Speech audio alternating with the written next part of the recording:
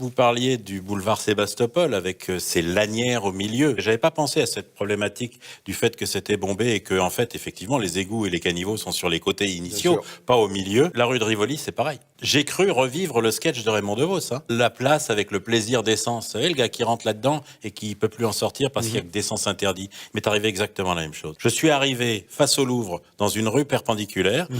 À gauche, évidemment, depuis que je suis né, c'est interdiction d'y aller, c'était à sens unique dans ce sens-là. À droite, sens interdit, voie de bus. La rue par laquelle je suis arrivé est en sens interdit pour repartir. Je faisais quoi? Tous les maires de toutes les communes qu'on connaît veulent embellir leur cité. Moi, j'ai l'impression qu'elle l'enlaidit en permanence, parce qu'elle ne raisonne que de manière idéologique. Alors, elle a raison. C'est une attaque politique, mais c'est une attaque sur sa politique de la ville, et c'est une attaque sur l'idéologie qu'elle accepte de voir se développer et qui la domine complètement, qui est l'idéologie de ses alliés écolos. Je suis pas du tout contre l'écologie. Je trouve que l'écologie, c'est même une valeur conservatrice. Moi, vous le savez, avec Jean-Frédéric Poisson, via La Voix du Peuple, on défend le conservatisme à la française de tradition.